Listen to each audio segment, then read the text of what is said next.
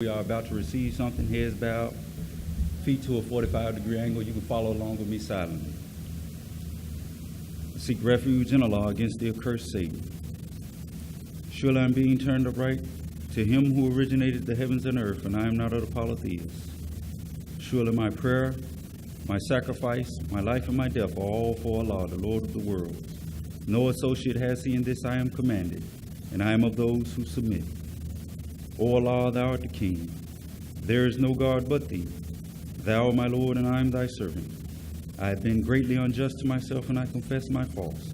So please grant me protection against my faults. For none grants protection against faults but thee.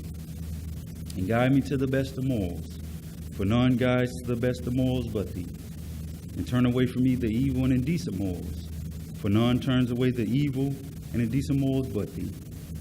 O Allah, bless Muhammad, and bless the true followers of Muhammad, as thou did bless Abraham and the true followers of Abraham, for surely thou art praised and magnified. And O Allah, make Muhammad successful, and make the true followers of Muhammad successful, as thou did make Abraham successful and the true followers of Abraham, for surely thou art praised and magnified in our midst. Ameen. In the most holy name of Allah, the beneficent, the merciful, I bear witness that there is no God but Allah, and I bear witness that Muhammad indeed is his messenger. I'd like to greet everyone in the greeting words of peace. We say it in the Arabic language, Assalamu alaikum. Brothers and sisters, of course, my name is Brother Rodney Muhammad.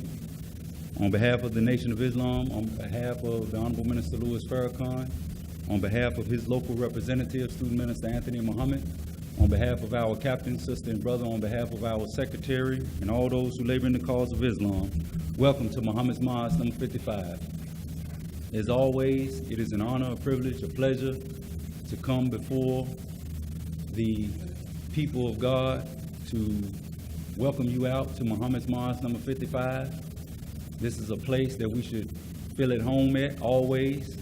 We should always feel that we are welcome, because you are welcome, brothers and sisters. You are the people of God. We recognize you as that, and it is our responsibility, our duty. We feel it our obligation to offer to you the life-giving teachings of the most honorable Elijah Muhammad, as taught and represented by the Honorable Minister Louis Farrakhan. This is a trying time, and as a people, we have made many errors, but I would say that we don't have to continue to engage in whatever operation we have engaged in to try our idea to see if it works. And then when we err, we may seek some help. We have the help of Allah today, brothers and sisters, in person, who is offering to us the best way, the best guidance that any people could be offered in any time in the history of the world. The Honorable Minister Louis Farrakhan represents an extension from God, from his messenger, that is a work of cleaning up the despised, the rejected black man and woman here in the hills of North America. Now, of course, if we are desirous of continuing to flirt with hell, y'all caught that right? I said if we are desirous of continuing to flirt with hell, then whatever consequence we meet with, that's what we choose for ourselves, right?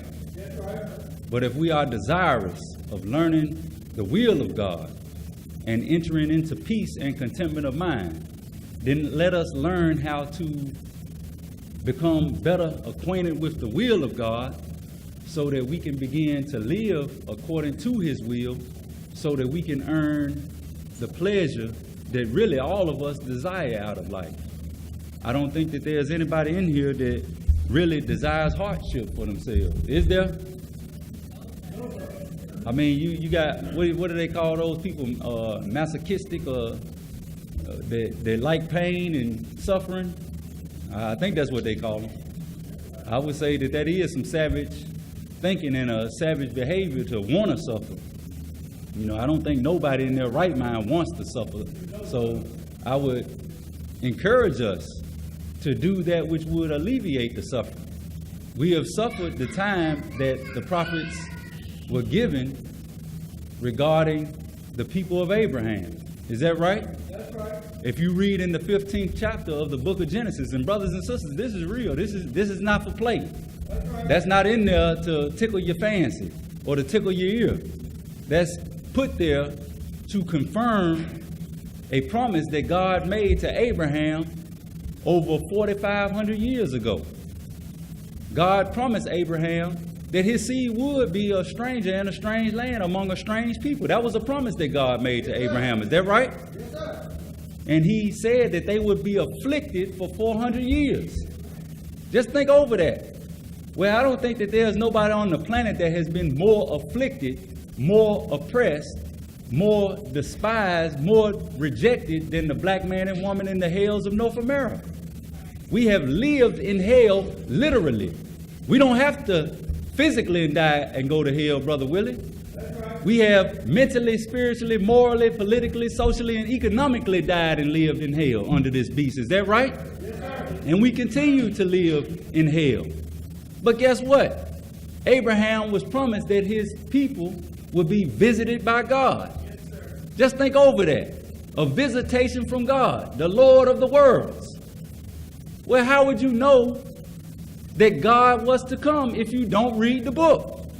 It's clearly laid out in the book that God would visit a people in the last days, brothers and sisters. That's right. If we don't read the book, then of course we won't know. Right. But when we read the book and we read that God would visit a people, then we should be comforted by those words.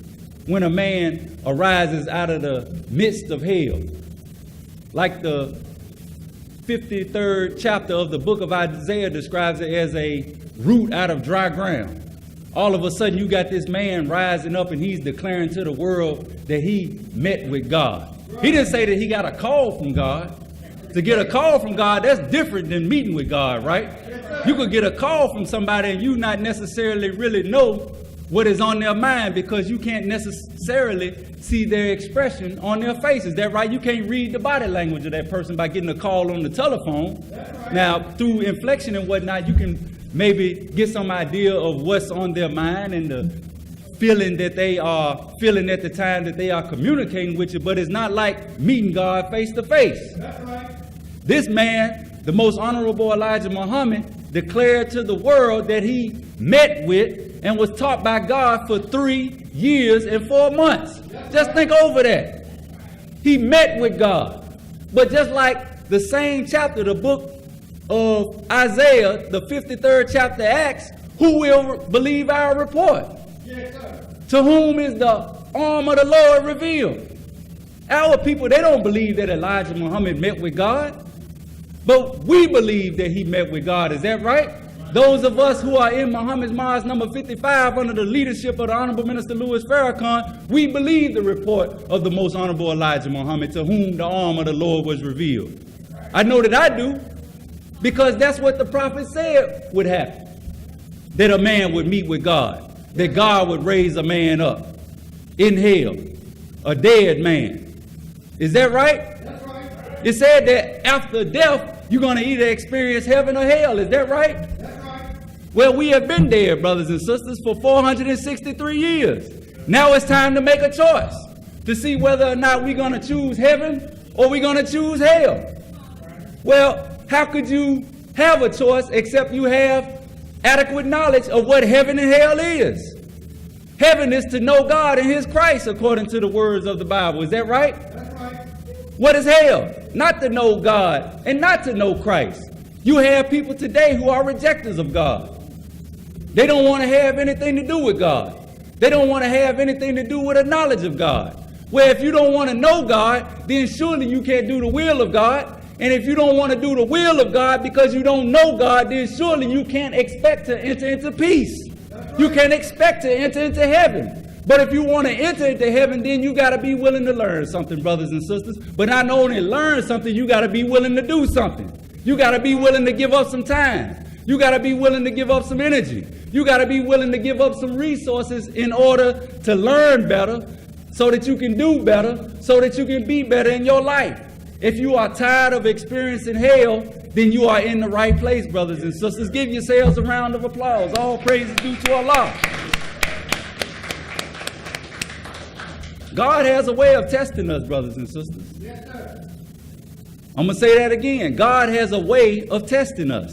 See, when you say that you want to do right, God say, all right, I'm going to see if you're real or not. I'm going to see if you really want to do what I'm instructing you to do. Yes, sir. I have shown you the benefits of doing right, because just doing a little right, you get a little reward. Is that right or wrong?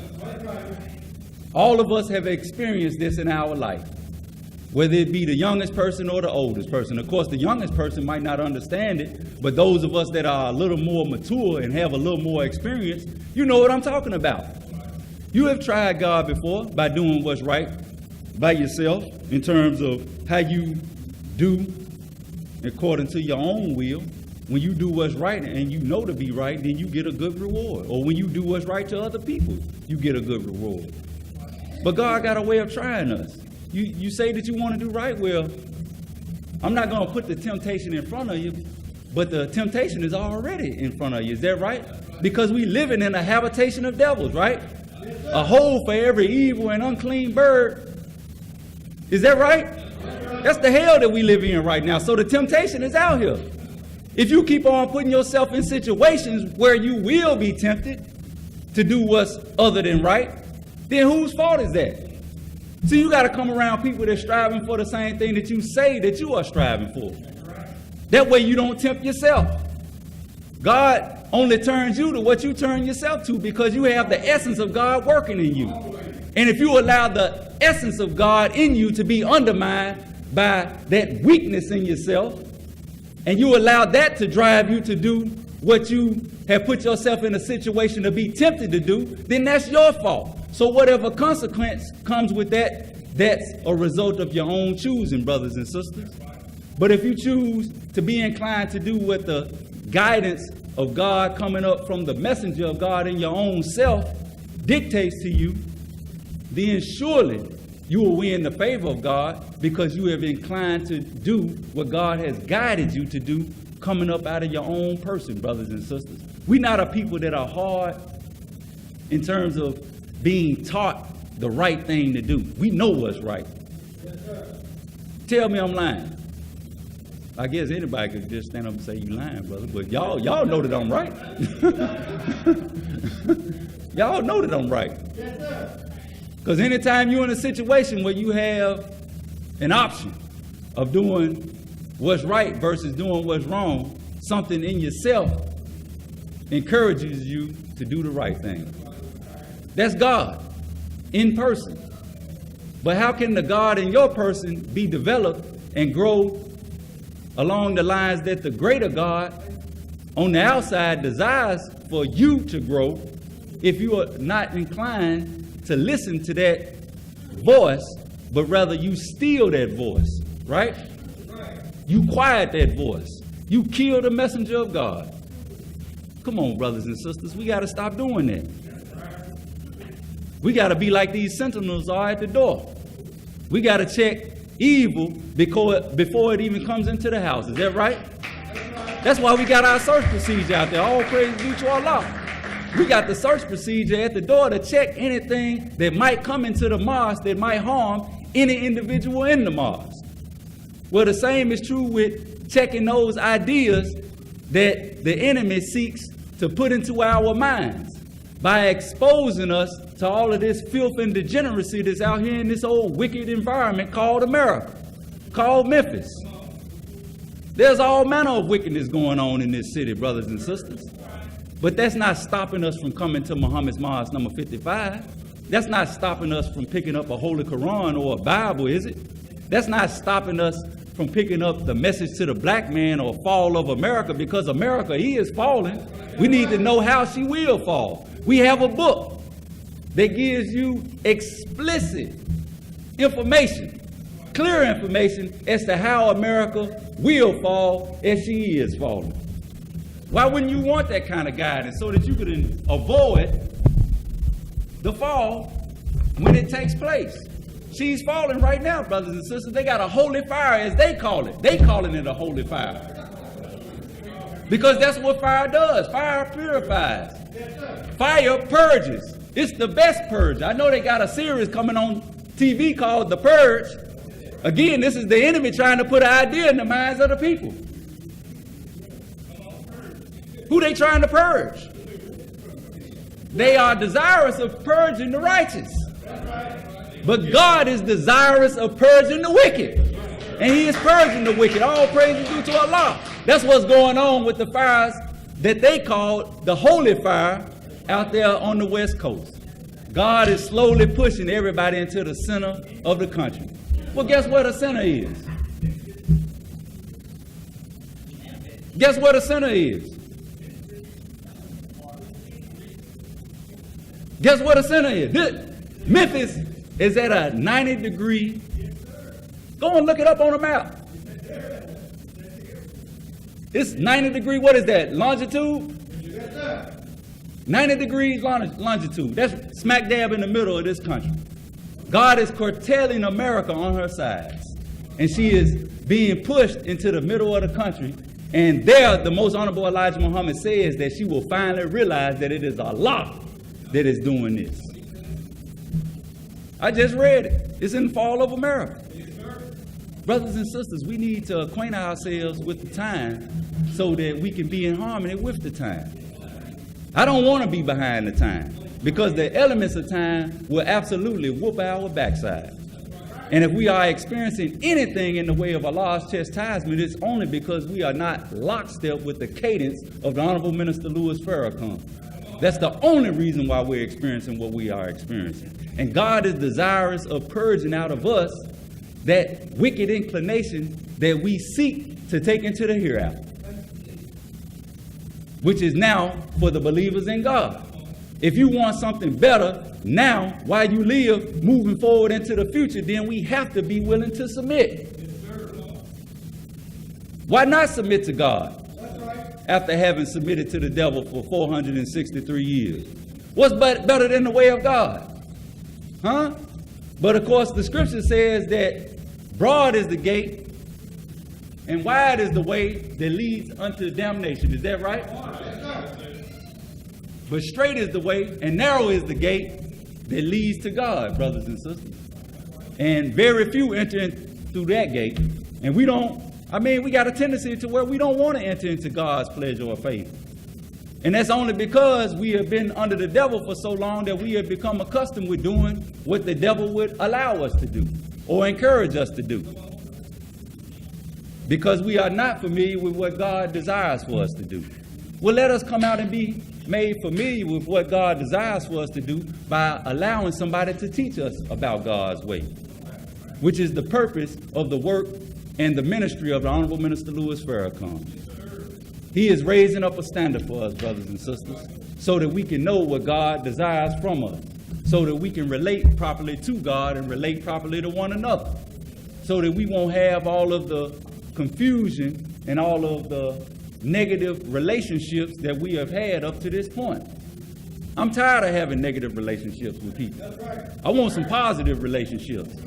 I want to reach out to my fellow man and my sister, and I want to work collectively with them to produce something that we can call our own. It's up to us to do. It's not up to the enemy to come into the hood and to clean the hood up. We should be reaching out to the members who are in the hood to stop the violence that's going on in the hood. I know in the past week, over in Orange Mound, they have had several murders. Several murders have occurred in Orange Mound. I stay in Orange Mound. I stay right around the corner from Orange Mound Park, and I had a customer, my first customer on yesterday at 7:30 in the morning, was mourning the murder of his cousin. My first customer who was murdered at Orange Mound Park or in that area. Carnes and I think it's Whitney is the name of the street, was murdered the night before. Just think over that. Well, whose hands is that young person's blood on? It's on our hands, brothers and sisters. We are responsible for our people. These are people that we know. We come in contact with our people on a daily basis. Is that right? And as people who are attempting to learn civilization, learning civilization puts a responsibility on our shoulders. And it makes us obligated and duty-bound to go out among our people and offer to our people knowledge, wisdom, understanding, and a culture that is better than the culture that they have lived under, so that they might refine their behavior, do better, right, in their own life and in the lives of their family and their community, so that we won't engage in the heinous murder of one another, so that we won't go out and seek to cheat and rob from one another, so that we won't go out and seek to burglarize the home of one another. And we got to stop looking at our young people as these young people, like they don't belong to us or something. Just listen to the language that our people use when it comes to young people. They don't claim them. They act like that's them. Right? And not us. No, that's us. That's our future that's out there cutting up.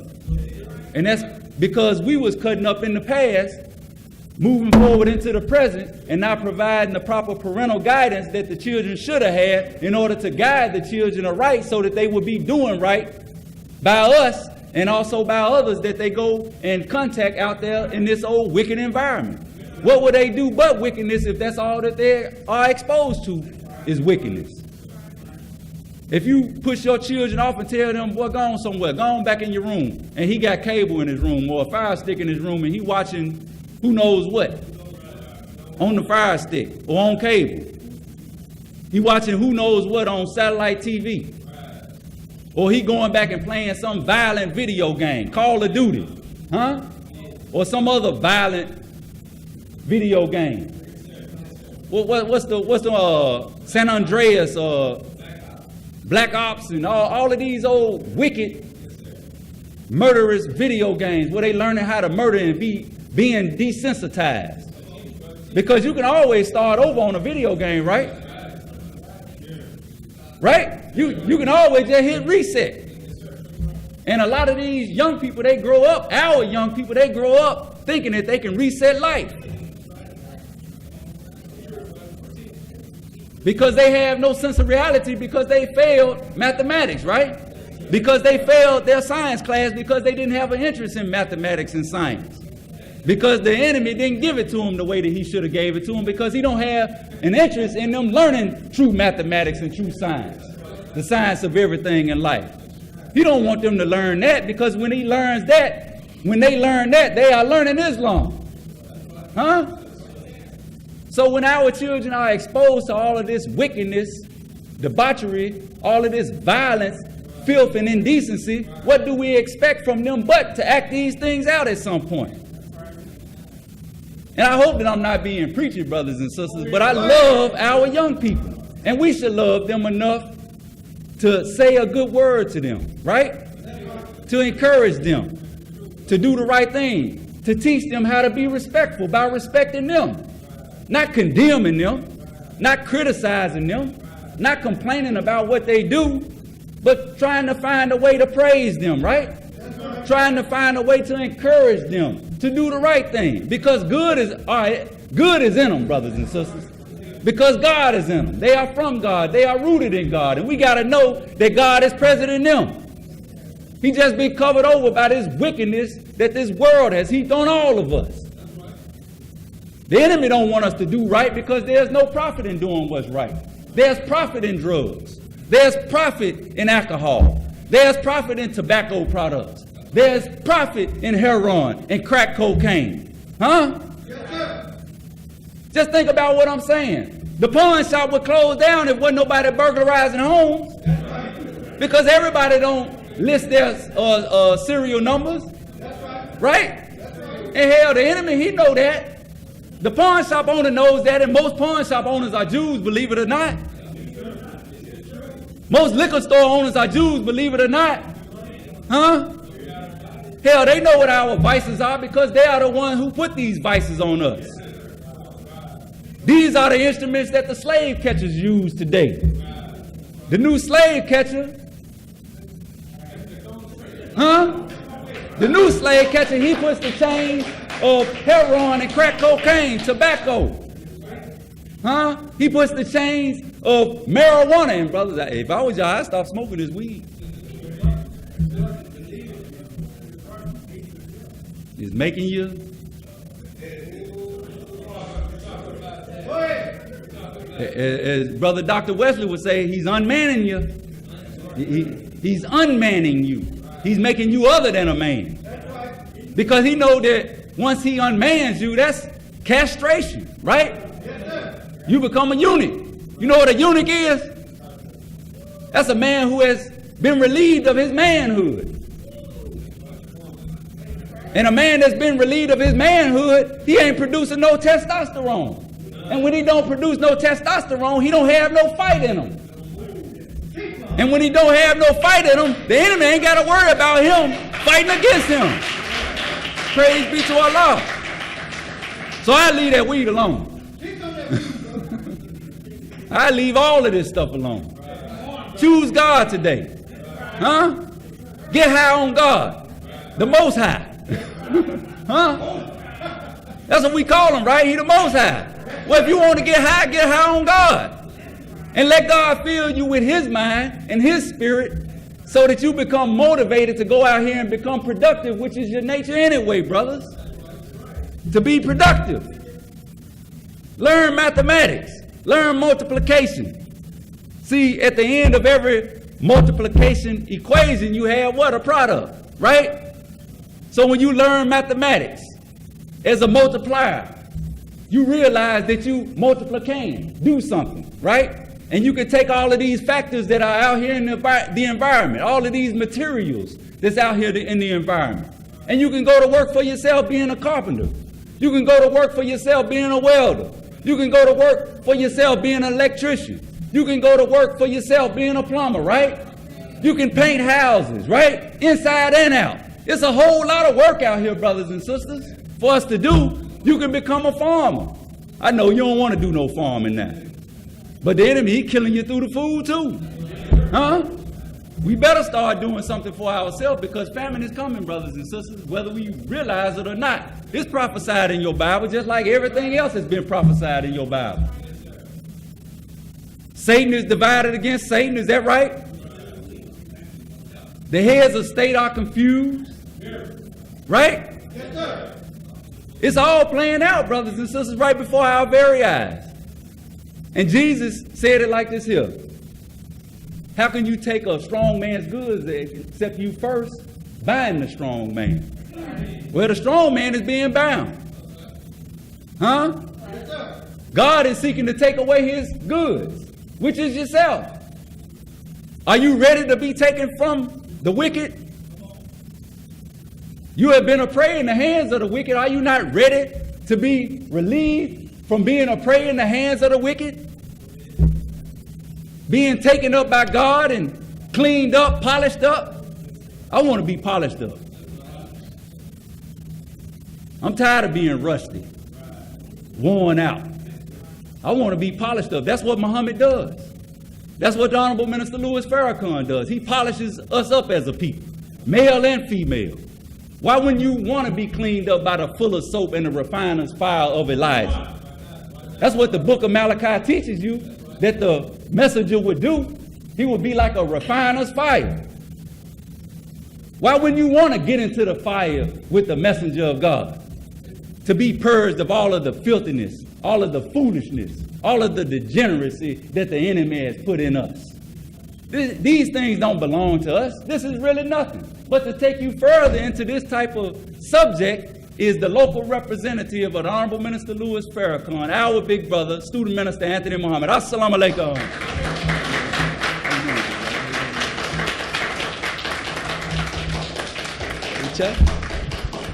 Assalamu alaikum. In the name of Allah, the Beneficent, the Merciful, I bear witness that there is but one God and that Muhammad is his servant. Once again, Assalamu alaikum. For those who may be unfamiliar with those words, Those are words that simply mean peace be unto you. In the time of the prophets, in the time of Jesus, there was no English language. Jesus never said, what's happening, what's up, yo, how will we do it?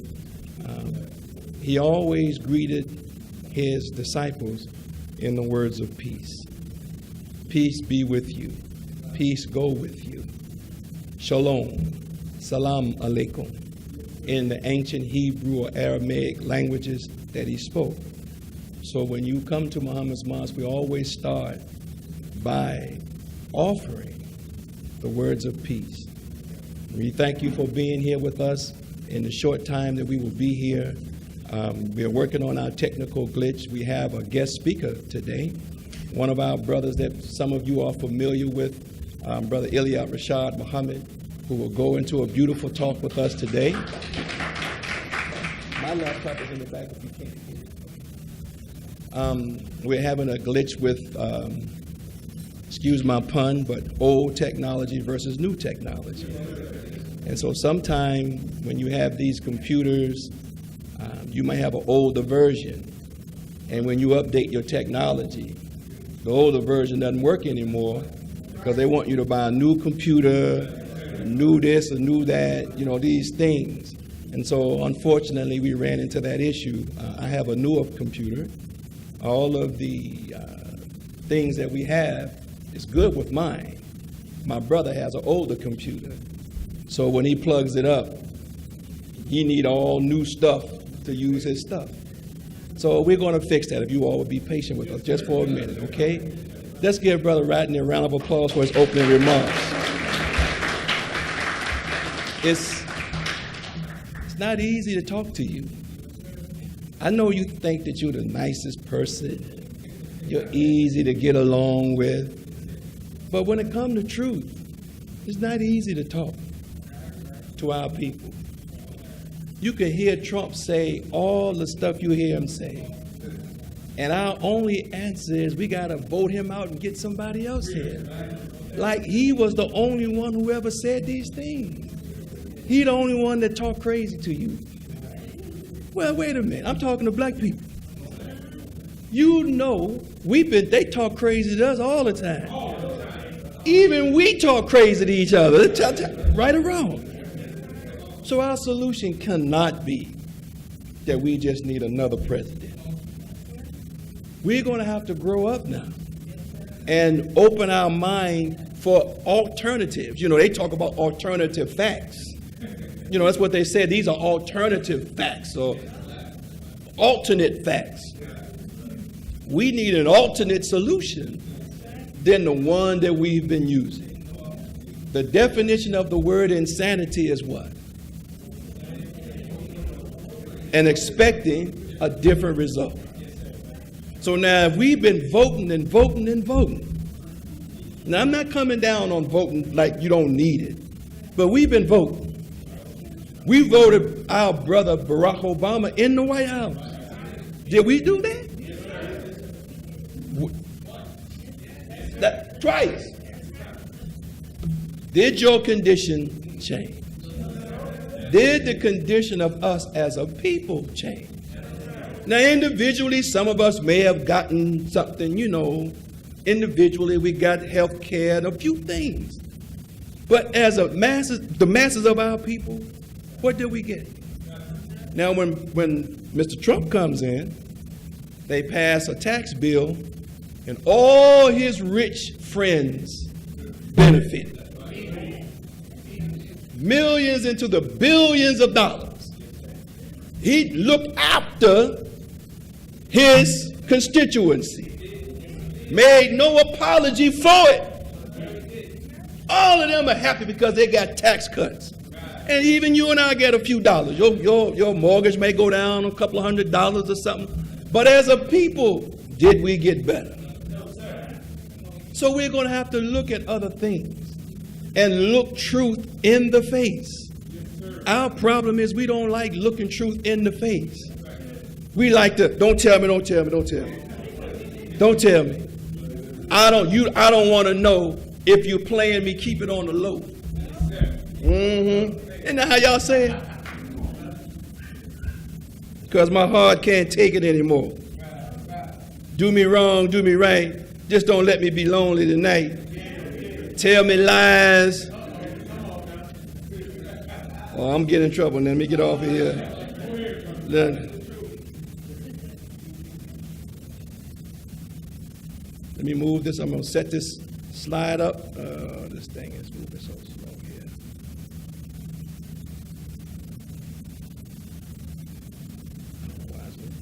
This is mine.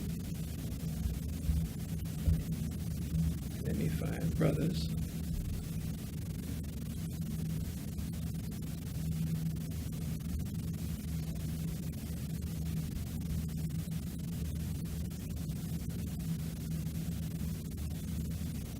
Give me 1 second here. Where is his flash drive? Nope, that's not it. Let's try it over here. My brother's itching to come see y'all. I'm telling you now, he's back there. He's like a racehorse. He can't wait to run. Brother Rashad, what's the name of the lecture? He said he got it. Okay, well, there it is. I appreciate you all being patient with us, but I want you to open your eyes, open your heart. I want you to hear something. We have to now grow up as people. So the beauty of what we are talking about, and as for our brothers and sisters in the mosque, we got to keep growing too. We can't say because we've accepted truth that we got it now. Some of us, that's where we mess up, is we think that we automatically have it. We have to grow. And the growing is a constant evolutionary state. I'm not the same man today as I was when I married my wife 27 years ago. If I was, she probably would divorce me by now, if I didn't begin to grow. So you can't say you the same. A wise man changes, but a fool? So now, come on now. So with that, I want to bring our brother on, who is one of our helpers here in the city of Memphis. He's also an educator. He teaches in Shelby County schools. He's an educator. He has one of the most prolific classrooms at the school that he goes. He teaches at. He also is on the National Research Team. The National Research Team are those brothers and sisters who aid the Honorable Minister Louis Farrakhan with research. One of the things that you will find in the Nation of Islam is that we just don't come up and just start talking. We try to fact check everything we say. Therefore, you can verify, or you can go somewhere and lay hold to what we say. If it's the truth, should be, you should be able to prove that it's true, right? So we have research teams to fact check what we say.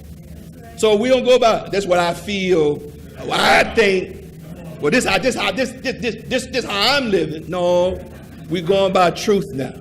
So I want to bring him on with a round of applause. And many of you know him, but I want you to help me to bring him on. Our brother and your brother, Brother Iliad Rashad Muhammad. Bring him on with a round of applause. Assalamu alaikum.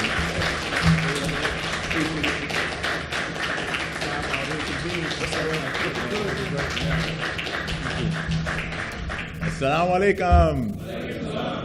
Let us begin in the most holy name of Allah, the Beneficent, the Merciful, the All-Wise God, to whom all holy praise is due, the Lord of the worlds, the sender of all prophets, the revealer of all truth. As Muslims, we believe and thank God for all of his prophets and messengers. So we believe in Moses and the Torah and the Old Testaments. We believe and we thank God for Jesus and the New Testament and the Gospels. And we certainly thank God for the revelation of the Holy Quran through his prophet Muhammad, peace be upon him and all of the worthy servants of God. But we are living in the year 2018 in Memphis, Tennessee, and the surrounding areas, And we would literally be in error if we did not thank God for his intervention in our affairs, for his coming, as the scripture says that God would one day come. Not as a spirit, not as a spook, but as a living man. So we thank him for coming in the person of Master Farid Muhammad. But God didn't just come just to come. The scriptures and the prophecies also give us indications as to what God would do when he came. He would do things like raise a messenger, a messianic messenger who would be his chosen one, as both the Bible and the Holy Quran put it. We recognize that one as being the most honorable Elijah Muhammad, a man whom this world would never, ever, ever teach us adequately about, a man who became the most powerful black man in America, with all the forces of the world's most powerful government against him and their allied forces, yet he remained successful with an unarmed nation of believers. So since this world wouldn't tell us about this majestic man, we thank God for continuing his love, continuing his spirit and his mercy by giving us a man who is the reminder of all of that goodness that God blessed us with. And that man I speak of is none other than the Honorable Minister Louis Farrakhan. Oh yeah. So brothers and sisters, with that in mind, let me greet each of you with the greeting words of peace of Assalamu alaikum. I am truly, truly, truly honored to be before you today and to be granted the opportunity by our beloved brother, my mentor, the Mid-South representative of the Honorable Minister Louis Farrakhan, the brother you just heard, Student Minister Anthony Muhammad. I was blessed to be able to speak with him yesterday, or last night, when he asked if I would do the present today. And he gave me some ideas as to what he wants to talk about. So it is always just a tremendous privilege and an honor to be able to be groomed in words by your mentor and then given the opportunities and platforms to present some of the wisdom of the Honorable Minister Farrakhan and the Honorable Elijah Muhammad that he taught me. So let's give it up for our man, Student Minister Anthony Muhammad. Thank you, sir. And thank you for your patience. Obviously, we had a little technical difficulties, but I think we're ready to roll now. Our subject today, brothers and sisters, is Memphis lies, gaslighting, and warfare. Yes, sir. MLG and W, if you will. Not the utility company. And as Memphians, we are all too familiar with MLG and W, which is Memphis Light, Gas, and Water. And just as the utility company MLG&W is somewhat known for their robbery and their price gouging tactics and their deceitful mechanisms, those practices and policies are indicative of the way that Memphis and the Mid-South have operated since their beginning. So we want to expose some of these things, but I want to start first with a scripture from the Holy Quran to kind of put us in the right frame of mind. Allah says to us in the Holy Quran, "O you who believe, if an unrighteous man brings you news, look carefully into it, lest you harm a people in ignorance, then be sorry for what you did." In this particular passage and in several other passages throughout the Holy Quran, God gives us warnings and admonitions and guidance as to how to think critically.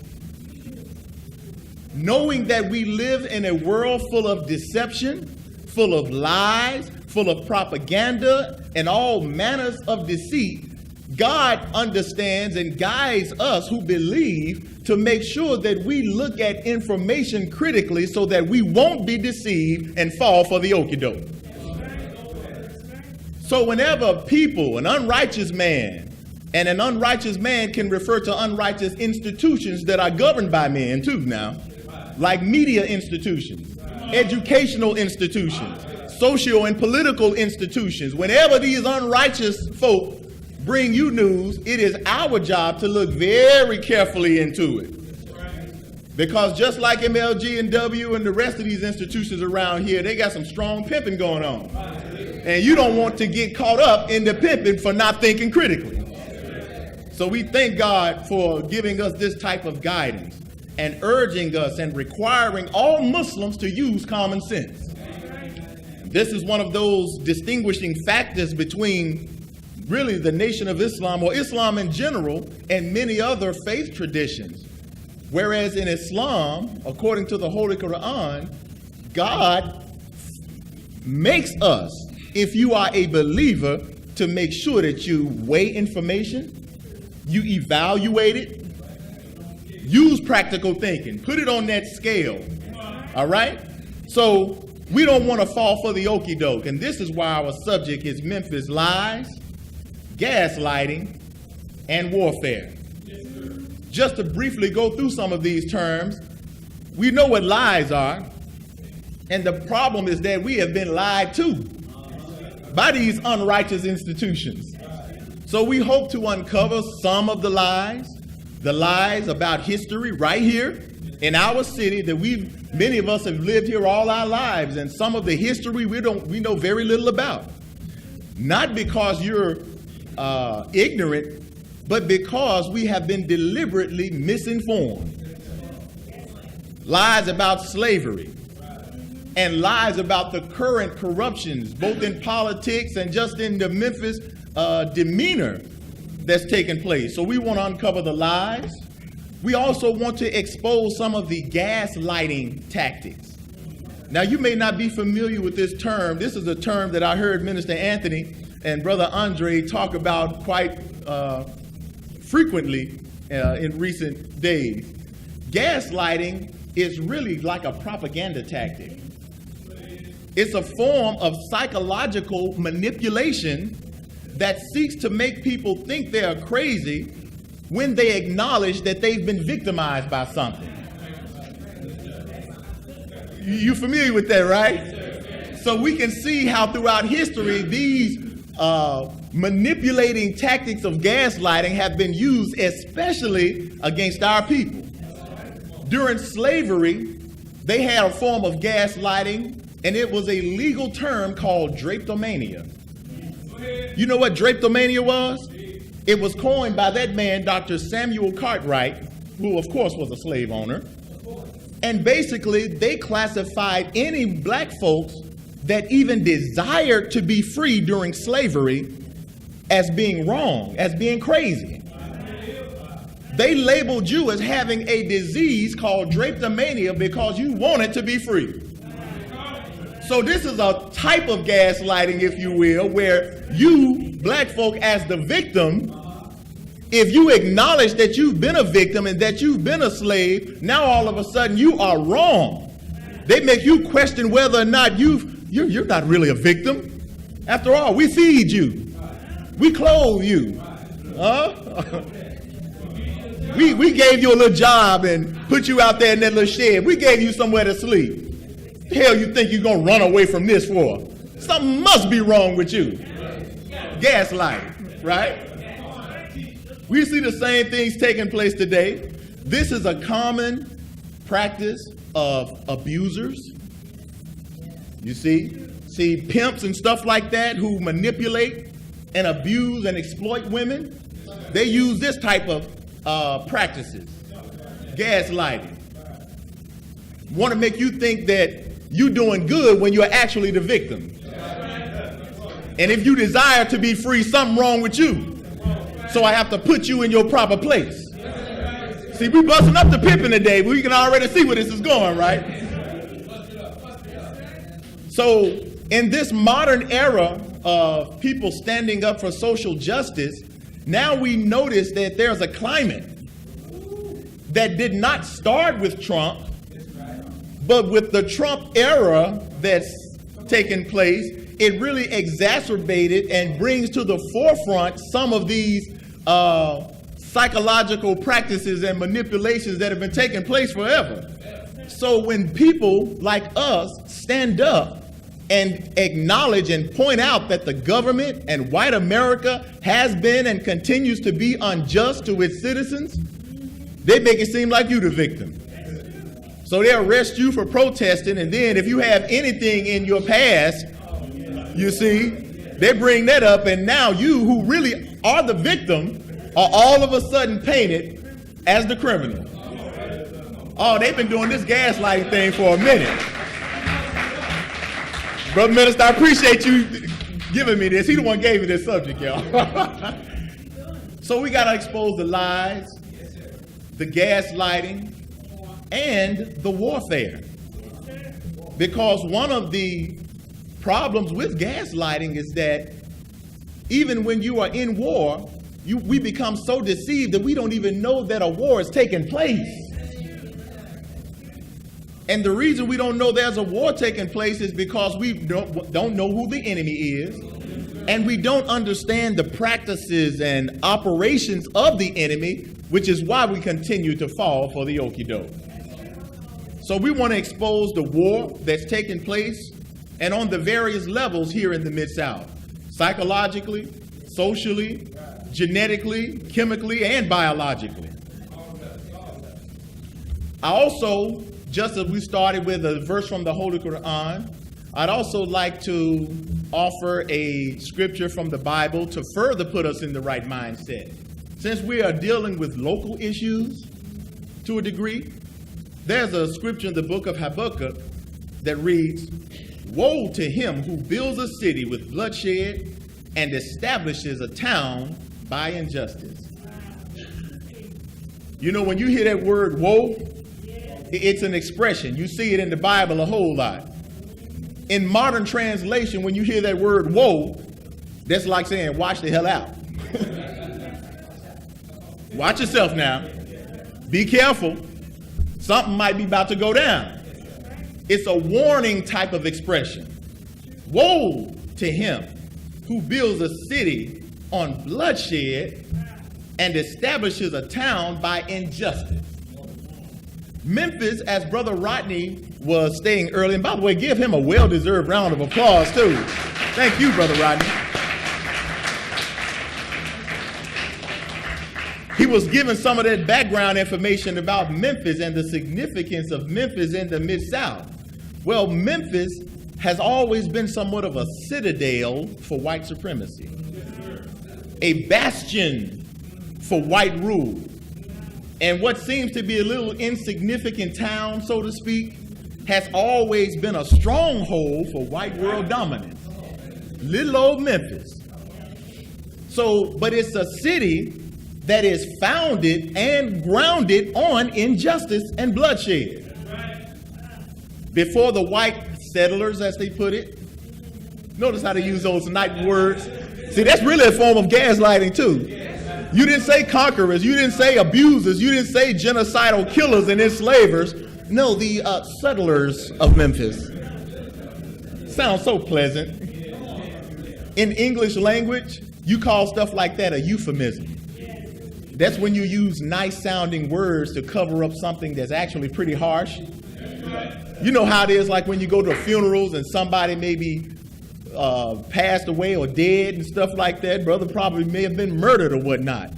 But to calm the tensions, you don't hear the pastor come up and say, yeah, dude right here, he dead, and all that type of stuff. He uses more euphemistic language so that people won't be as offended. So we'll say things like, well, unfortunately, the brother has transitioned. He's gone to a better place. You see? But we're not going to be fooled by the euphemistic language today, okay? Woe to him who builds a city with bloodshed and establishes a town by injustice. We're in this great city of Memphis, which is a very great and powerful city. This is the city of my birth and upbringing. So as Brother Minister Anthony asked me to do a subject like this, naturally it was very near and dear to me, even though it was last minute and I was up to 2 or 3 in the morning. But, you know, that's neither here nor there. But Memphis, just to give a little history, because you always want a little contextual history, right? Memphis, Tennessee, is named and patterned after ancient Memphis, Egypt. Most of us knew this. Ancient Memphis was a very significant town or city. It was also a city of the dead. It was a thriving metropolis where it was the seat of power for several pharaohs throughout several dynasties in Egyptian history. It was the main seat of power. For a while, it was the capital of Egypt. Yeah. It was a major distribution port. See these parallels? It was a thriving activity because it was a major distribution port because it was based on the Nile River. Just like we have the Mississippi here and all of that. And get this, ancient Memphis, and we've heard Minister Farrakhan and others, and I guess you would call it the conscious community, refer to Memphis as the city of the dead. Have y'all heard that before? Well, obviously Minister Farrakhan must have knew something, because in ancient Memphis history, Memphis was known as a necropolis. Necropolis. Necro. Dead. As in where you get Negro from? As where you get nigger from? Dead. Necropolis. A city of the dead. It was a place where they buried their dead king. That famed stepped pyramid that you see right there was part of the center of this city of the dead in terms of the burial part of it, where they buried their dead kings. Just interesting, where they would take the most royal type of people and bury them there. I think there's something significant about that. When you have a people, a very special and unique people, but Memphis became the place where you bury them, where you kill them mentally, spiritually, and psychologically. So it's a burial ground for real kings, isn't it? Dr. King, what do they call him? BB King, the king of the blues, right? And if you white, you consider Elvis the king, right? But it's really talking about a people, a royal people who have been dullened and killed mentally, spiritually, and psychologically. So we see parallels, don't we? All praises due to Allah. One of the characteristics of ancient Memphis is that it was surrounded and fortressed by what were known as white walls. See these big white walls? It was protected. It was fortressed. It had all this stuff going on. It was a seat of power, but it was protected by white walls. Thus making it a citadel, a bastion, like a headquarters for ruling. Now we see a whole lot of parallels with that today. Let's continue with that history of Memphis. Now we're bringing it up to Memphis, Tennessee. Here's a city, and I wonder if I skipped over something. I did skip over part of this. Just so you'll know, Memphis was founded in 1819. It was founded by 3 white men. John Overton, heard that last name in this city, right? James Winchester, you heard that name a lot, haven't you? And of course, Andrew Jackson, who later became president, also known as the Indian Killer. All 3 of these founders of Memphis, of course, were white men. They were all slave owners, and they were Freemasons. And as Freemasons, they were very keen on the history of black folks before black folks fell in Egypt. This is why when they founded Memphis, they founded it on the same principles and patterns of ancient Egypt, you see? They knew that they would make this their headquarters for white supremacy in this area. So all these things are not just by happenstance. These things have been done for a specific reason. The Trail of Tears, Andrew Jackson, that was the forced evacuation of the Native American family And don't you know that trail came right through here? Right through Memphis? Horrifying history. That's why he's also known as the Indian killer. All these crackers were brutal now. They were slave owners, genocidal killers, all of that. So they had what was called in 1830 the Indian Removal Act, or Forced Removal Act in 1830, and that's what led to the injustices. So again, woe to a city founded on bloodshed and grounded on injustices. Memphis is also characterized historically as one of the largest slave markets in the country. I'm going to say that again. If you didn't already know that, Memphis was one of the largest slave markets in the country. And that's why during the Civil War, everybody was battling for Memphis. Memphis was a strategic location geographically, militarily, economically, and all of that. But a major slave market. So we pass by items and monuments and things every day, probably not even knowing the slave-related history behind it. Now we know things about Nathan Bedford Forrest, who used to have a park and a big statue around the corner that they just took down a few months ago and things like that. But right there on Adams Street, downtown, by where the courthouse is, ironically, was like your largest concentration of slave businesses. All up and down Adams Street were like slave businesses and churches. They did go hand in hand, you know. So Nathan Bedford Forrest, who was one of the founders of the Ku Klux Klan, he was a grand wizard and a major slave dealer. And to show you their gaslighting and deceptive tactics, there's a historic marker that was placed there by the state of Tennessee on the corner of Adams Street and 3rd, or which is now B.B. King. On that historic marker, if you as intelligent people were to read it, you would be heavily misled. Because it's telling you about Nathan Bedford Forrest, but it's telling you about how he served in the Confederate Army, and it's telling you that he had a home at the location where that marker is.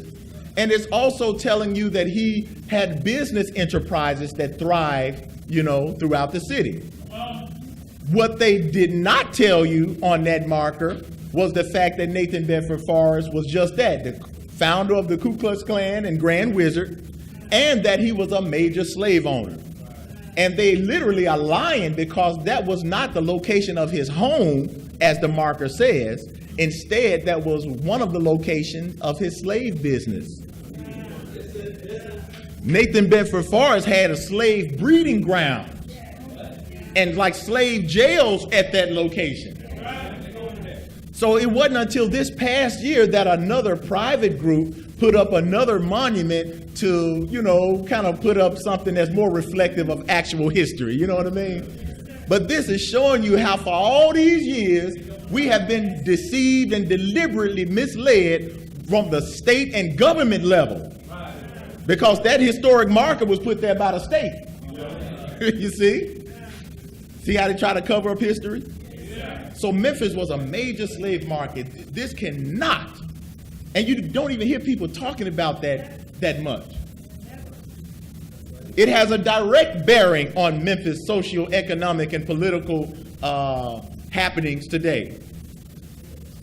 The Nathan Bedford Forrest was also in close connection to some of the South's most prominent Jews, who also happened to be slave owners and leaders in the Confederate Army, one of whom comes to mind was a man by the name of Judah P. Benjamin. Judah P. Benjamin was a Jew, and he was a close ally to Nathan Bedford Forrest, a major slave owner. He was even Secretary of State in the for the Confederate. He was so prominent, these Jews like Judah Benjamin, that on the Confederate money, on the $2 bill, they had Judah Benjamin's face on that bad boy. Now, this is some of that history that's covered up. The Jewish element in Memphis' slave history. So things like this have to be uncovered because perhaps the most hidden factor in the slave thing is the Jewish factor. Because it is the most virulent forms of racism, and that history is virtually wiped all the way over. Instead, we've been given a newer, false revisionist history that makes us believe that, the Jews have been our allies. The Jews have suffered so much, so as they became Americans, they identified with the suffering of black people. That's the biggest lie ever told. The biggest lie. When I say white folk be lying, them the white folks I'm talking about. And as thinkers, history proves what we're saying to be absolutely true. This is why those powerful Jewish groups are most feverishly upset with the truth being offered by the Nation of Islam and our leadership. More so than any of these foreign countries and stuff, their biggest concern is to stop and silence the voice of the Honorable Minister Louis Farrakhan. Because his voice exposes what they do not want to be exposed, which is the hidden hand of Satan. And right here in our city is a stranglehold of that hidden hand. Right around the corner on what used to be known as Auction Street. Of course, they changed the name, right? It used to be named Auction Street because it led up to Auction Square, where they would auction off merchandise. Yeah, it's another euphemism, right? And of course, we know the merchandise they were most prominently auctioned off were our people, slaves. And it was interestingly that those auction was right by the First City Jail, which was largely a slave capturing and slave holding jail. But because of the slave market in Memphis, it attracted prominent Jews.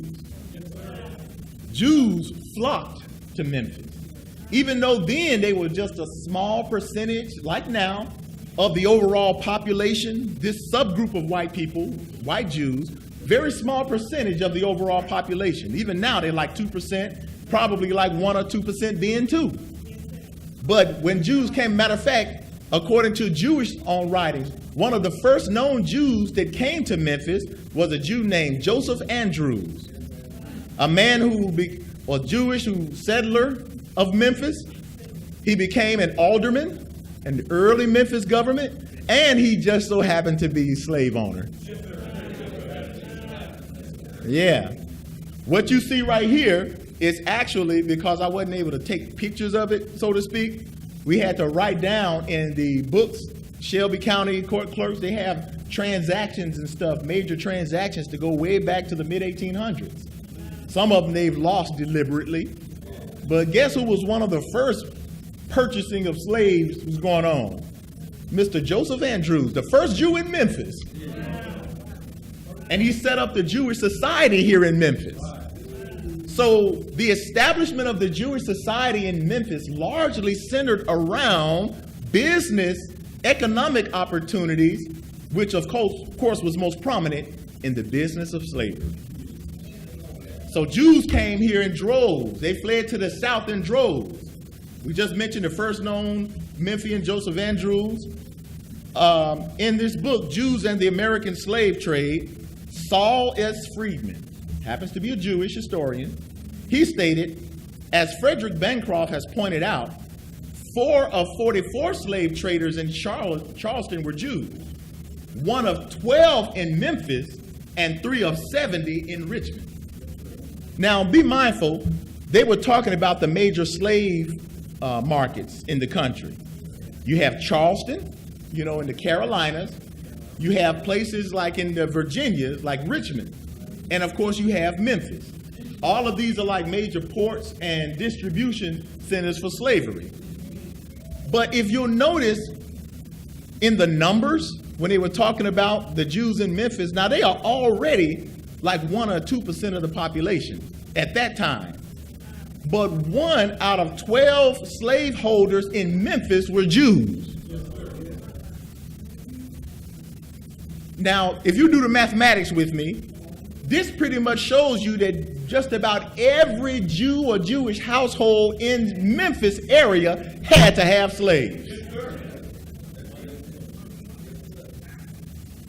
That's part of that hidden history. So they were barely 1% of the population, but they cornered the slave market. Here's another, and look, this is not Nation of Islam made up stuff. Notice we're quoting Jewish scholars and historians. This is Steve Stern, a Jewish man and historian, and his writing In Search of the Lost Jews of Memphis. He stated, "The temple I attended as a kid in Memphis represented a variety of Judaism designed to be invisible." That's key. To blend indistinguishably with the Christ-haunted southern landscape. So the reason that you don't know about the Jewish factor of slavery and the degradation of black people in this area is because they have deliberately hidden their identity. This has always been a common Talmudic Jewish practice for centuries. This is why you've heard Minister Farrakhan talk about how they have been what he described as mimetic. Mimetic is the ability to mimic, to adapt, to blend in to other cultures and things like that so that your identity can be hidden. This is the way of Satan. See, Satan, according to the Bible and Holy Quran, is an entity that remains hidden. So you know he has influence and power over all the major institutions of society, but it's hard to pinpoint him because you don't know exactly who is. He hides behind different groups. He hides behind different masks. He pretends to be Christian. During the sub-Saharan slave trade, they were Arab Jews involved in it with Muslim-sounding names. Even during the Crusades or during the Inquisition, as they were hiding from or trying to avert being tortured by the Christians, they took on Christian names and characteristics, and so outwardly they pretended to be Christian. They called them Moranos and things like that. But here, they involve the same practices, hiding their identity. I can show you several other passages from Jewish historians that tell you this is what they do. So you think that it's all the Gentile, white Anglo-Saxon Protestant doing all the dirty work. No, it's them. But remember, the Jewish factor, they're the ones that cornered the market. They were the major landowners, you see? So we get mad at the little dirty white boy calling you nigger, chewing tobacco, the uneducated, we get mad at that form of racism, the expression of racism. Get out of here, nigger, you monkey, yes, that's racism. But the real institutional, systemic, poisonous, virulent form of racism, that's orchestrated by the synagogue of Satan.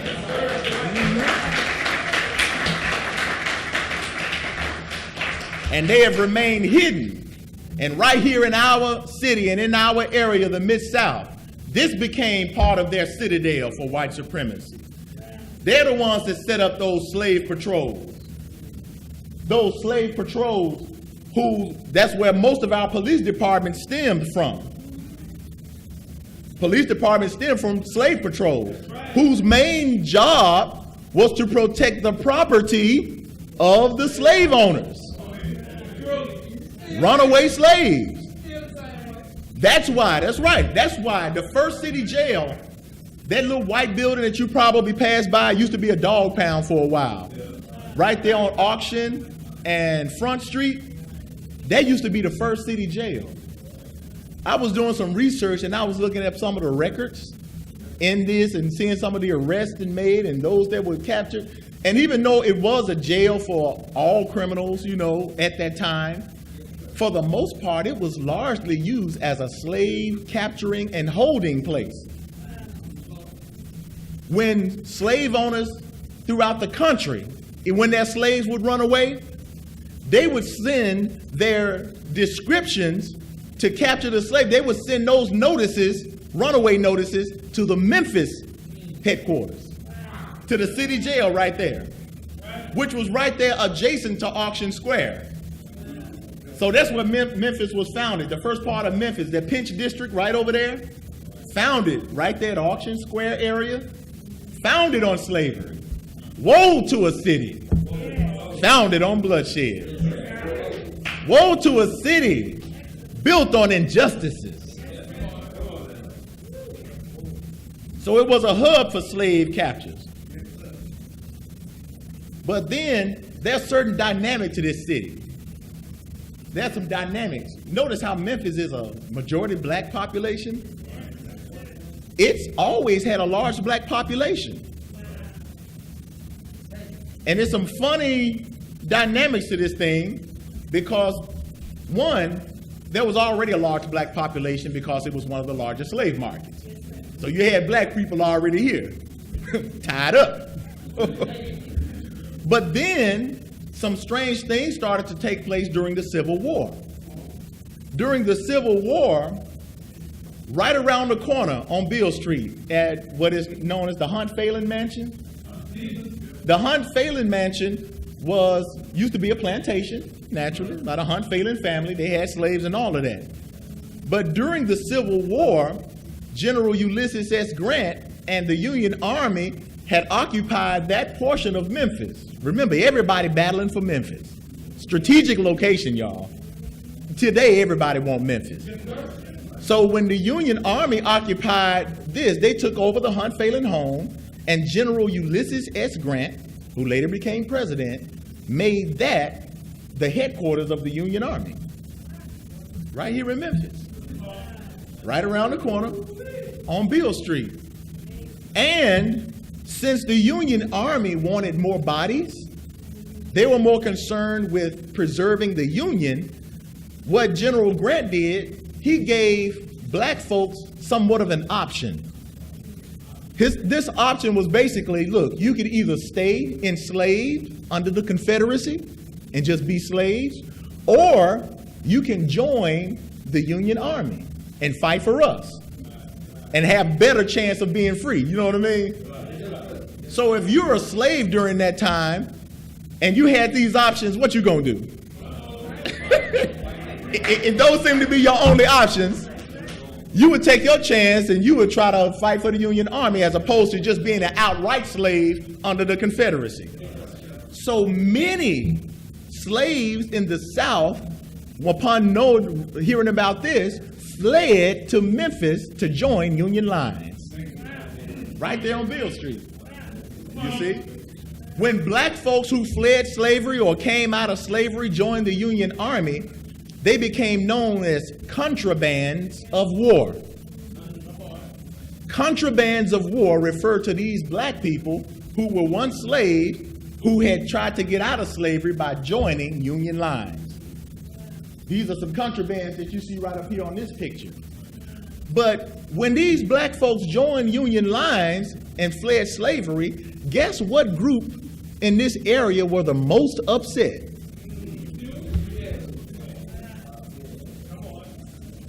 They were the Jewish community, the small but thriving Jewish community in the Memphis area. They were the main ones upset with General Grant's decision to allow black folks to join and fight for Union lines. Because these white folks, these Jews, they lost money. I got my Negroes working for free. They picking cotton, they doing all of this, and they dominated the cotton industry too now. Even after slavery was so-called abolished, since they couldn't deal in slaves anymore, they dominated the cotton industry. So they were most affected by and offended by black folks so-called being free, that many Jews were still smuggling in slavery and the selling of cotton, which they weren't supposed to do because the cotton was considered also contraband. And since they were the main ones selling and trading in illegal contraband, General Grant of the Union Army, not Minister Farrakhan, not the Nation of Islam, but General Grant, who later became president of the Union Army, he and his staff knew exactly who was behind it. So he pinpointed those Jews in the Memphis area. And he offered what became known as General Order Number 11. This general order, basically, General Grant expelled the Jews from his military district because they were violating his decision and the law. They were the ones that wanted to keep slaves. They were the ones that benefited slavery and benefited from illegal cotton trade and contraband. So naturally, the Jewish community felt this was anti-Semitic. It's like reverse gaslighting, you know? Well, here you are, the criminal. Now you the criminal trying to make yourself seem like you the victim. You see? And this has been the modus operandi of Jews for so long. You know how they always play the role of the victim? They trump up stuff with the Holocaust. And because of their suffering during the Holocaust, they take it out on everybody else. And you better do whatever we say, because we the Jews. Palestine ain't have a damn thing to do with what took place in Europe in their Holocaust. But because they play this game of victimhood, now they go all the way across the world, take land from the Palestinians and say this is a Jewish state, because after all, we've been the victims of a Holocaust. See that playing the victimhood, that's a game, y'all. That's gaslighting in reverse. That's pimping. So naturally, they were offended by that, and they eventually kind of like got it repealed. They were able to talk to Abraham Lincoln, and they got it repealed so that they can continue dominating in this area. So that was slavery up throughout the Civil War. And then let's look at it. Notice I'm kind of going somewhat chronologically, you know. And this takes us to like Reconstruction period.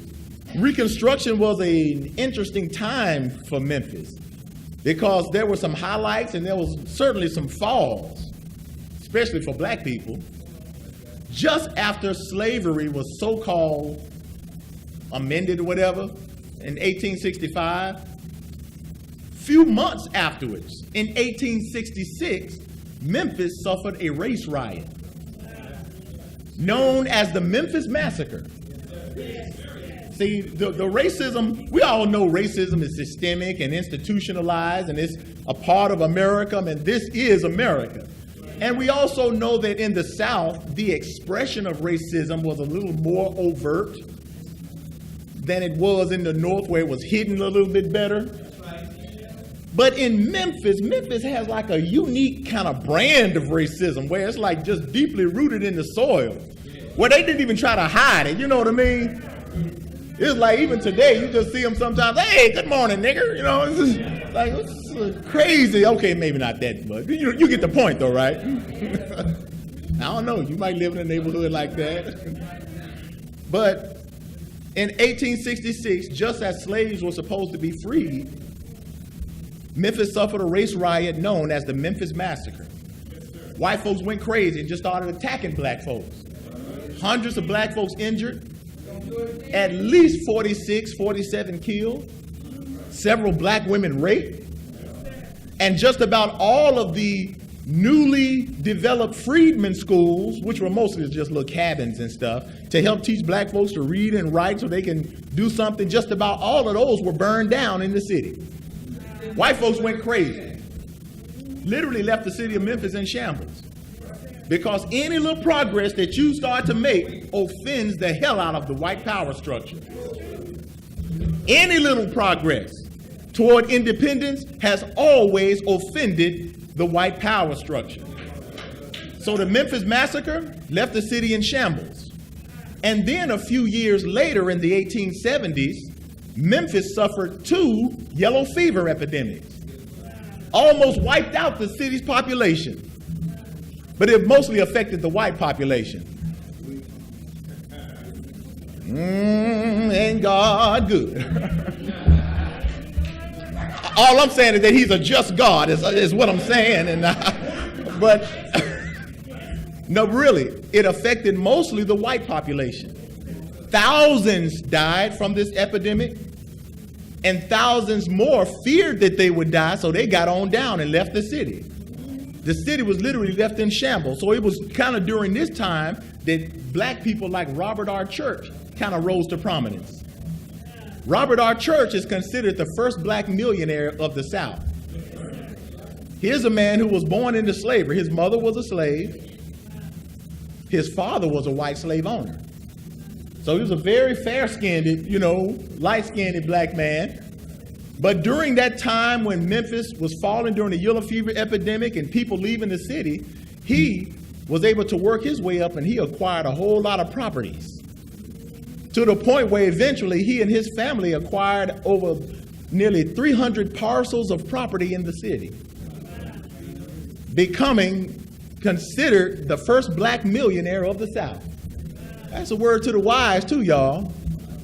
Memphis, when it has cheap property value, you better do what Minister Farrakhan said and buy up these properties, these vacant lots, little homes.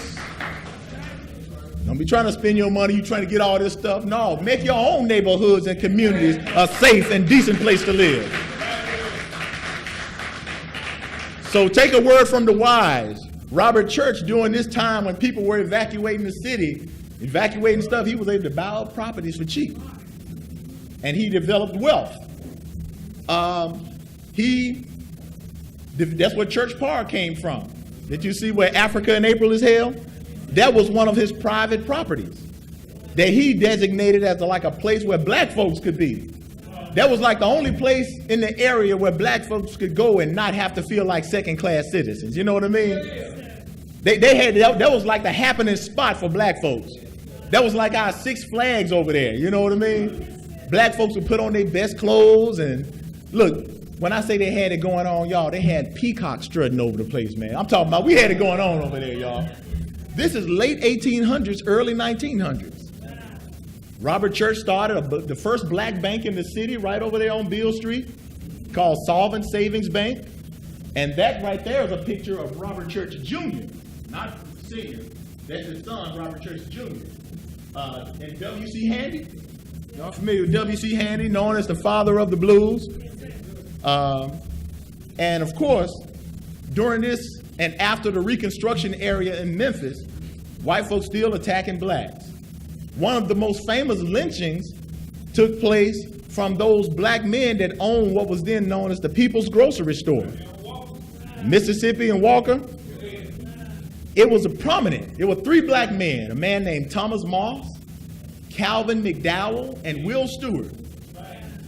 Prominent businessmen. They had a black grocery store in that area that used to be known as the Curve. It used to be known as the Curve because it was another happening spot for prominent black folks. They had a trolley that go right there at that corner, and it was pretty decent. But one day, some white men started shooting at these black store owners. What they didn't expect was for these black men to shoot back. Yeah. So, naturally, they taken aback by that. So being that this was in 1892, 126 years ago, who do you think the sheriffs arrested? They arrested the black man, took him down there to the First City Jail over there on Front Street. About a day or so later, a white mob came and took him out of the jail, took him up the road and lynched them. It was a planned event because all of the local newspapers came out to spectate it.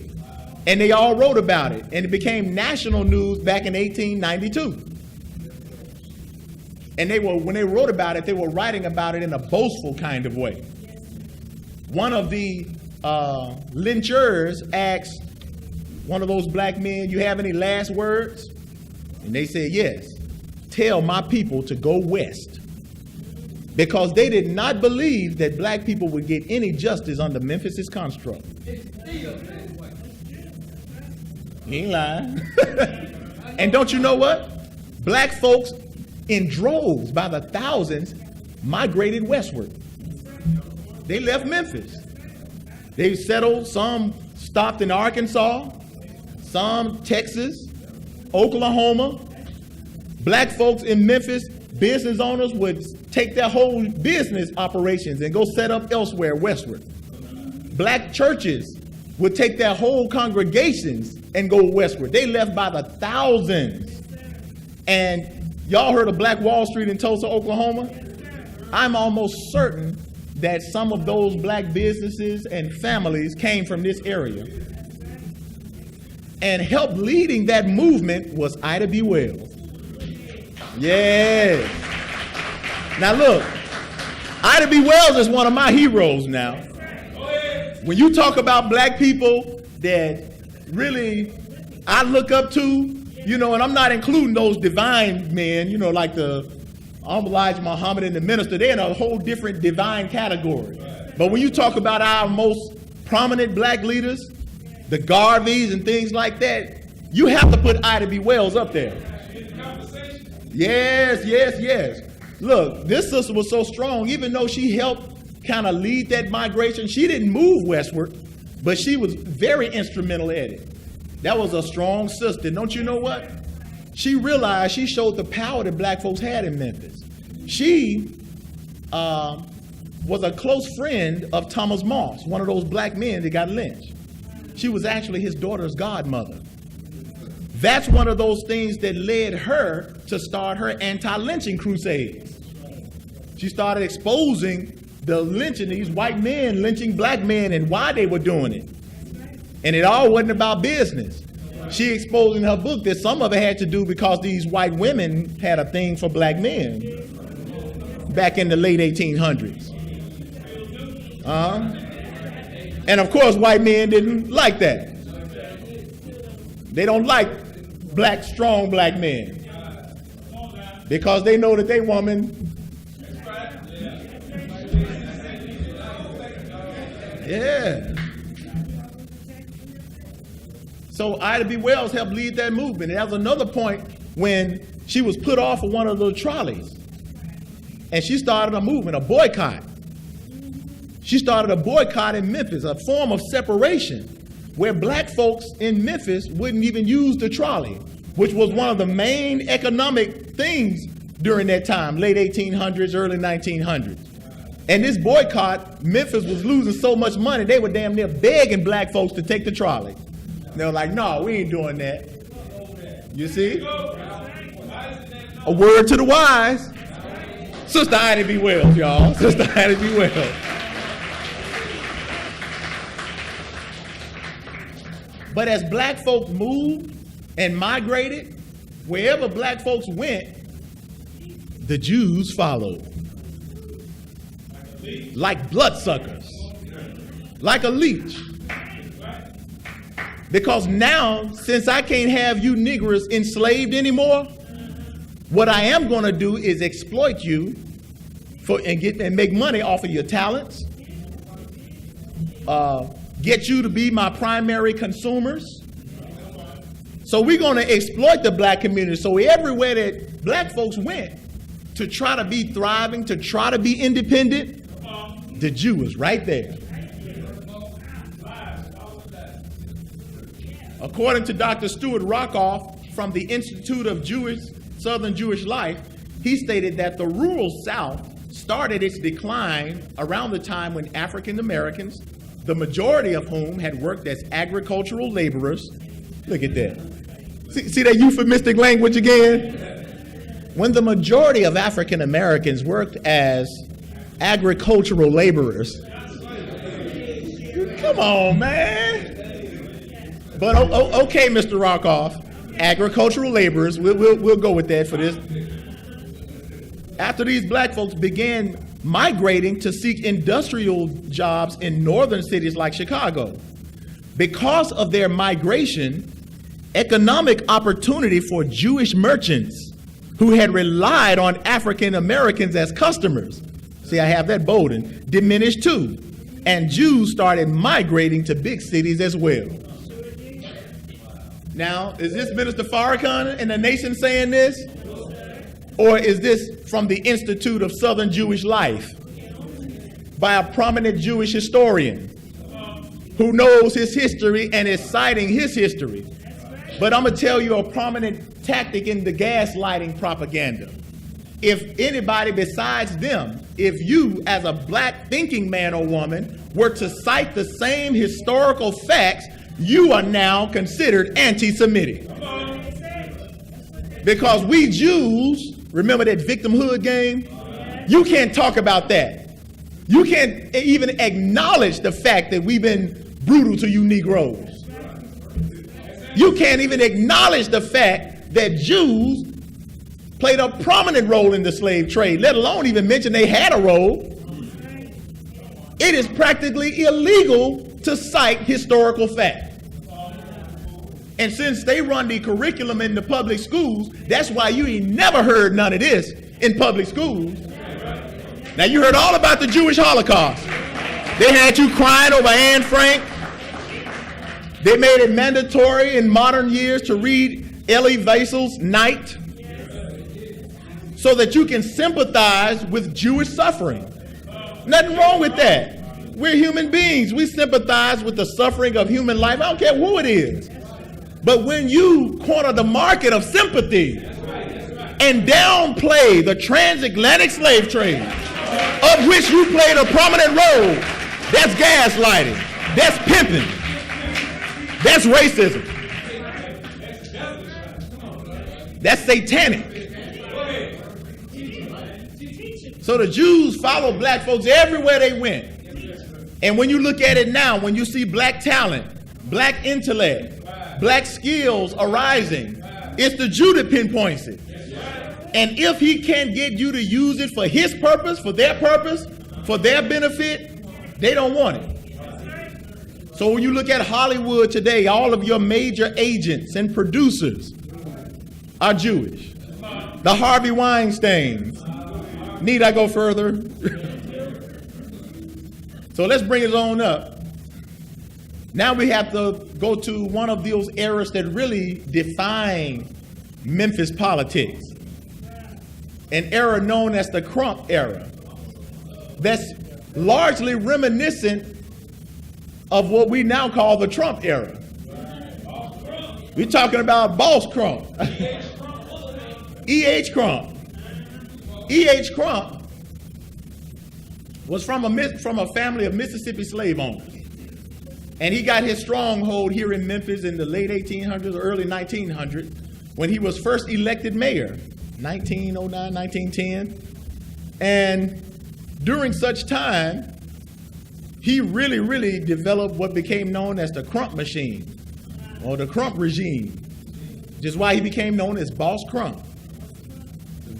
Outright racist, known for his overt racism. You know, here's a public official calling folk niggers. When there was election time to get the black vote, he literally would set up stuff for free watermelons and chicken. He's known for being on records about saying how niggers, especially black folks that started to become prominent, he felt that niggers should be in their proper place, should be put in their proper place. That's Crump politics.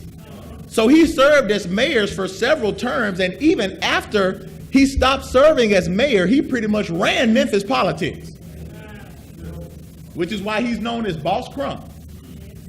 So under this Crump era, and there's so much more I could go into it, black folks really were targeted. Your prominent black people in particular. Remember the Robert Church and his family? By the time the Crump era became strong, Robert Church Jr. became the man. He was running the family businesses and operations, and he was politically active. And because Crump couldn't get him to go along with all of the stuff that Crump was doing, like he could other black folks, Crump targeted all of these prominent and progressive black leaders. So just about all of the progressive black leaders and families were eventually ran out of the city, including the church family. The church family had a mansion right there on Lauderdale, where they tended, which was right between where the Foots Home and Claiborne Home projects were. They had a mansion. That was a prominent stretch of mansions. And a lot of prominent black families lived on that stretch, including the church family. But during the 50s and early 50s and whatnot, while the church family was out of town on business, they ran the church family out of town. And one of the ways they did it was this, real just wicked. Remember, the church family had over 300 parcels of property? Well, the local government would place all these high taxes on the property, to the point where the property taxes become more than the properties themselves. Can't nobody handle that kind of stuff. You see how they use these wicked laws and policies? I'm reminded of a scripture in the book of Psalms that asks a question. It goes something like this: can you really stand with the wicked who frameth mischief by law? Can you really think that you're going to get justice being with a people like this who use laws for their own wickedness? Their framework is set up for them. Their system is set up for them. And as good-hearted as black folks are and have been, one of the main things we have to wake up to is the fact that the only solution for our freedom is to be separate and independent from white folks' system.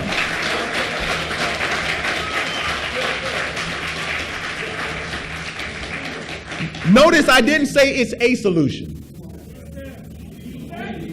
The only solution for true freedom and independence. Now that's very harsh and difficult for black folks to accept, because we have all gained some benefit from this system, from this construct. We have homes and things like this. We have jobs and whatnot, but we don't know that God has already put in you the capacity to have something much better, much more just, much more righteous, where you won't be constrained by the enemy's framework.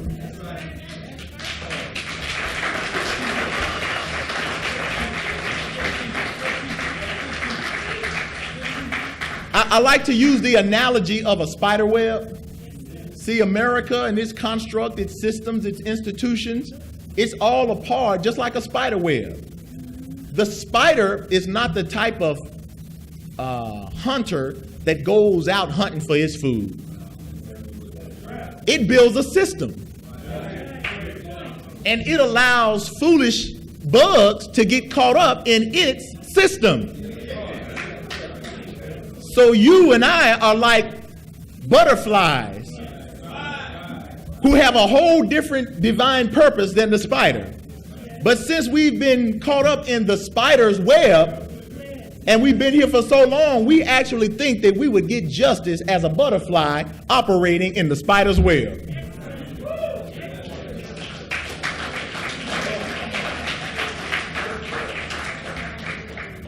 With that in mind, do you honestly, I'm talking to all you intelligent black people, good American black people, do you even think it is logical that you will thrive and become independent in a system inherently designed for your downfall? This is America. This is the conversation that black America is going to have.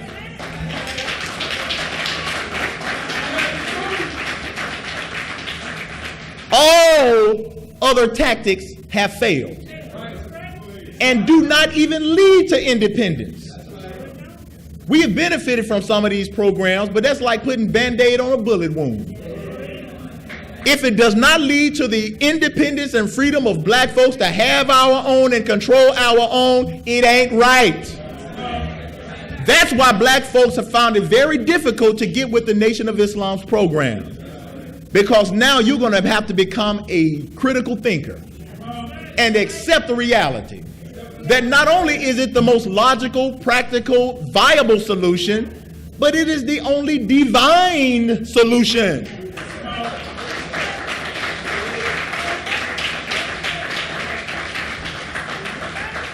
Show me anywhere in your Bible or your Holy Quran where God, in trying to free his people, wanted his people to integrate into the very system and institution and people that he had promised he would destroy. We are victims of gaslighting as a people.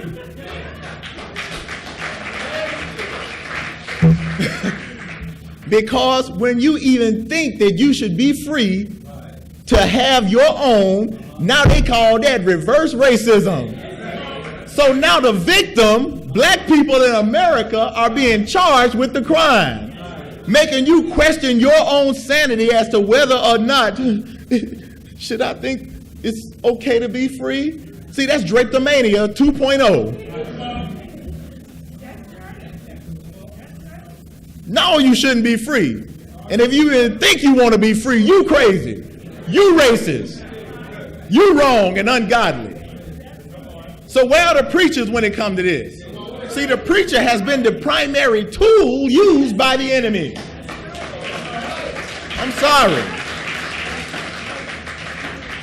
This is why on a national level, you can probably find just a handful of preachers throughout history that have taught and promoted separation. Nat Turner being one. Amen.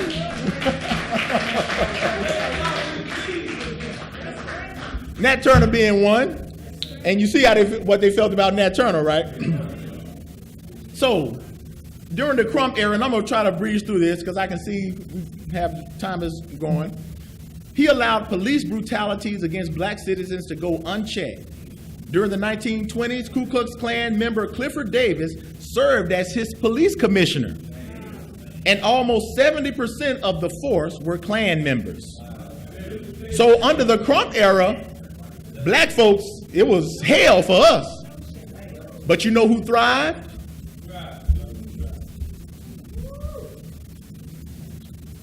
It was heaven for Jews, the Jewish community. They thrived under the Crump era. Now remember, Crump was an avowed racist. So several local Jews were elected to office. Will Gerber was like his right-hand man and supported by Crump. People like William Rosenfeld and Joseph Hanover served in the state legislature, all a part of the Crump regime. These were Jews. Some of these other names, and the list goes on and on. People like Philip Belts, Sam Cooper, who was vice president of the Federal Reserve Bank of Memphis. Abe Plow. Some of those last names sound familiar in the Memphis area, don't they? And other Jews flourished under the Crump machine. So right here in the South in Memphis, you don't even think, you probably don't even know personally too many Jews, do you? Remember how Satan remains hidden? Yeah. You've heard of the Fogelmans, right? All of these are billionaires. All these other names I mentioned, the Belts and stuff like that. These are billionaires that run Memphis. You don't know them personally, but it's their stronghold, the white walls, that fortress of Memphis, making it a citadel. And after the Crump era, Memphis is also known for its role in the civil rights movement, right? Its deadly role. So as the civil rights movement was taking place, which was misdirected by whites, Jews in particular, you'll hear Brother Dimitrick and other members of the research team cite a philosophical idea that guided most of the Negro organizations that were actually started and misguided by Jews. Many of our prominent groups, the NAACP and Urban League and things like that. And what they did, they guided it based on this philosophy of non-economic liberalism, which is an ideology that suggests that black people in these groups, in these organizations, you deal with just civil rights type stuff. just go march, go picket, go protest and say how this is unjust. But we, the white Jews, will deal with the economic and the finances, okay? That philosophy has largely defined most so-called black organizations. Sadly, today, another form of gaslighting, I would call it institutional gaslighting, Brother Minister, is taking place today. So all your stuff, even the Great March on Washington of 1963, where Dr. King gave that famous "I have a dream" speech, But in the background of that, some of the main organizers were Jews, like the Jew standing right here in the middle, Rabbi, his name leaves me, but you wouldn't recognize his name anyway because remember, they stay in the background. But he was one of the organizers of the March on Washington. Dr. King was one of the faces, but one of the organizers was a Jew. And the Kennedy administration was going to pull the plug on anybody if they said anything that was unapproved. And it was agreed to that unless the Kennedy administration could have some say in what would be said during that march. That's why Dr. King initially planned on having a speech called "Bounced Check," marked "insufficient funds." But that may have sounded a little bit too revolutionary. So it went from "bounced check," marked "insufficient funds," to "I have a dream that little black boys and little white boys." You see how non-threatening that is? Beautiful, but not threatening to the white power structure. But right here in Memphis, Memphis had a Jewish mayor, Henry Lowe. You've heard that name, but you probably didn't know he was Jewish, did you? In fact, he grew up in the same synagogue of the rabbi, I don't know if it was Rabbi Max, one of those rabbis that was marching with Dr. King. See, they play both sides of the coin. He was a Jewish mayor and an avowed racist and an antagonist to Dr. King. So there's no coincidence why Dr. King was murdered under his watch. He was in cahoots with the federal government, Mayor Lowe, and he was part of that Crump-esque, if you will, mentality of Memphis politics. So during the civil rights era, the Nation of Islam, who was the spokesperson of the Honorable Elijah Muhammad, was Malcolm at that time. He talked about this dynamic. He said, let me say just a word about the Jew and the black man. The Jew is always anxious to advise the black man, but they never advise him how to solve his problem the way the Jews solve their problem. The Jews never went sitting in and crawling in and sliding in and freedom riding like he teaches and helps Negroes to do. The Jews stood up and stood together, and they used their ultimate power, the economic weapon. So while Jews, you never saw Jews protesting and marching. No, they did what the Elijah Muhammad teaches us to do. Unify with yourselves, pool your resources, make your own communities a safe and decent place to live. But the Jew, who was the main advisor to the civil rights leaders and movement, they misdirected the movement. They didn't lead black people to be independent like they made themselves independent. They told you, you know how you need to be free? Take this marching sign that I'm gonna make and give to you, and go out there and pick it, and you're gonna be free. Are we free?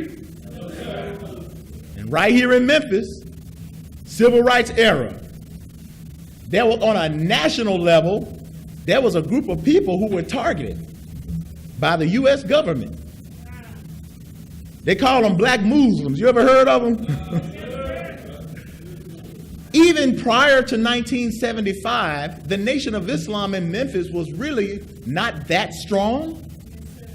But because of its alignment with the teachings and program of the Honorable Elijah Muhammad, because of its alignment to this divine wisdom, even what seemed to be insignificant group of Muslims in Memphis was under surveillance and attack.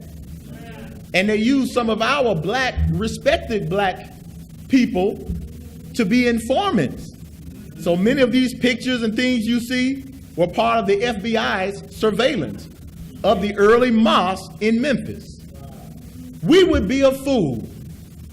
Let me say this again. We would be a fool if we thought that the U.S. government that had Memphis on their major COINTELPRO watch list back then, when we were barely doing anything, we would be a fool to think that they're not surveillancing, monitoring, targeting, trying to attack this seemingly insignificant group of brothers and sisters today.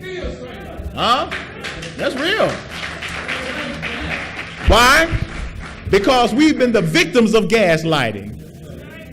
We've been the victims because we now, as black people and even as Muslims in the Nation of Islam, don't know how significant we are when it comes to the role of freeing black people.